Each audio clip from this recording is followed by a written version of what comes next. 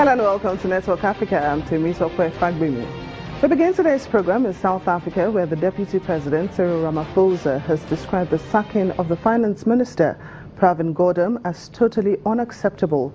His late-night dismissal led to a 5% plunge in the value of the currency, the rand. Mr. Gordhan was seen as a bulwark against corruption in an administration that is facing growing criticism. He was one of several victims as President Jacob Zuma conducted a major overhaul of his cabinet.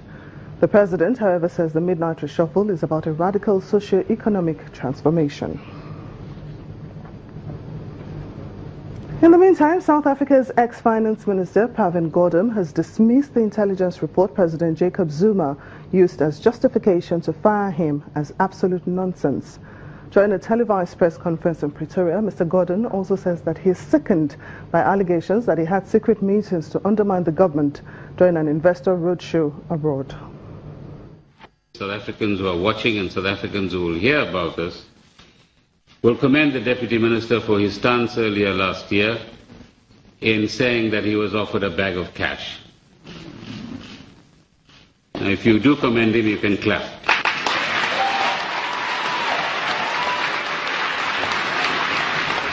So-called intelligence report. This is the so-called intelligence report which said that, amongst others, the two of us and the Director General are involved in this massive conspiracy to undermine the economy of this country. And if you read this, this is absolute nonsense. This is not the basis upon which you fire, inverted commas, or release from their responsibilities, which are a more polite way, by the way, ladies and gentlemen, of saying it, a Minister of Finance and a Deputy Minister of Finance. Well, let's get more on the story from our South Africa Bureau Chief, Betty Dibiah, who joins us live on the program. You're welcome to the program, Betty. Thank you, Tokwe. So what more can you tell us about President Jacob Zuma's cabinet reshuffle? Why is this happening now? I wish I was Jacob Zuma to answer you truthfully, but many people are asking why now. But what we know constitutionally, the president has the right to change his cabinet whenever he wishes. That is his constitutional right. But as the former president, Thabo Mbeki, said today, the problem is the timing, that he must, it's important for him to explain his actions properly.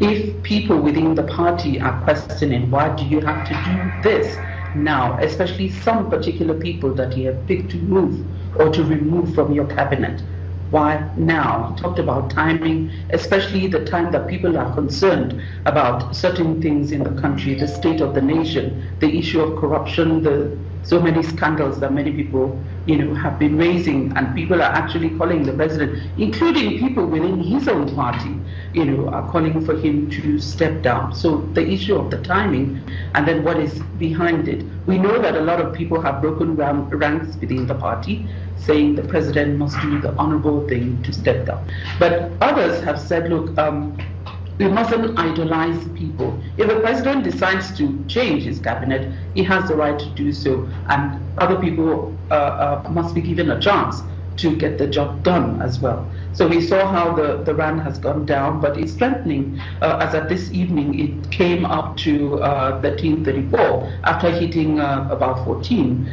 from last night into the morning. But that's where we are now.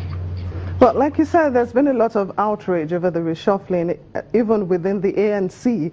Are we expecting any legal challenge over this matter?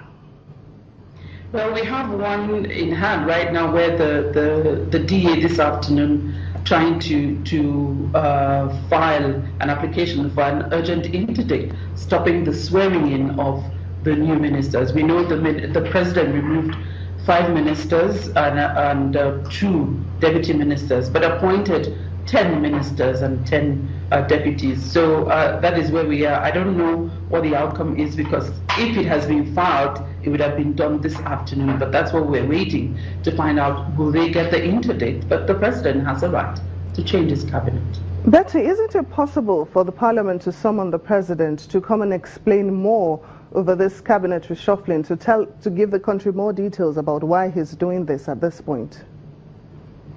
Of course it is, but recognizing the fact as well that, it's his the president's prerogative to change his cabinet. I'm not a spokesperson for the president, but as the person elected by the people, he must answer the questions if he is indeed summoned. But usually he's called to Parliament to answer questions, and he does. How that goes is usually very dramatic these days, but he does.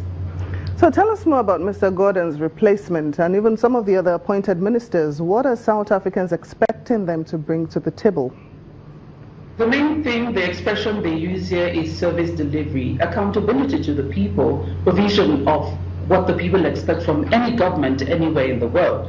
But in the case of Mr. Pravin Gordon, you've talked about his press conference today. We were there as well. His replacement is the Home Affairs Minister, that's Malusi Gigaba, who has been in government for some time. He served in the Home Affairs Department before. He served in, I think, Small Business Development also. He was a youth leader. He's about 46 years old. Just very well and quite popular with the younger people. I know that he led the campaign organization for the president during the 2014 elections when the president was elected. So he's quite strong within. He was the youth leader, ANC Youth League, for I think 3 times in a row. So he's been, it was under him the regulations, the new regulations for moving children, or travel regulations, moving children in and out in order to reduce the tide of child trafficking happened as well. And as of yesterday, we were with him where he was talking about some cases that they had seen from January to now, and today he is meeting with Treasury as the incoming finance minister. So he is known. There have been controversies as well, some of them allegations raised by the EFF during their press conference today. But he's a known figure within the ANC, despite the fact that he's quite young compared to some of the other officials, and is quite prominent within the party. So finally, Betsy, yesterday the EFF leader, Julius Malema, lodged a court application to impeach President Zuma.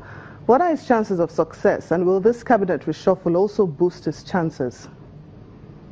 Well, we know that the Constitutional Court, the Court, cannot meddle politically. It can interpret the Constitution, the provisions of the Constitution. Well, we know that exactly a year ago, the judges said that, or admitted or agreed that the president actually failed to uphold and respect the Constitution. So that's what the EFF is holding on to. We also know that the DA has filed a notice, for the motion of no confidence in Parliament. The head of the Speaker of the Parliament has acknowledged that and said she will think about it and probably decide on what to do, probably when it will happen. It's their right to ask for that.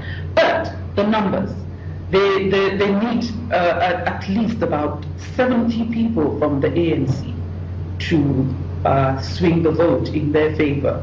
And the EFF today is saying they're consulting the political organizations in and out of Parliament, especially approaching some members, individuals within the ruling party to see if they will, in their words, listen to their conscience and vote in the interest, in their words, in the interest of the country.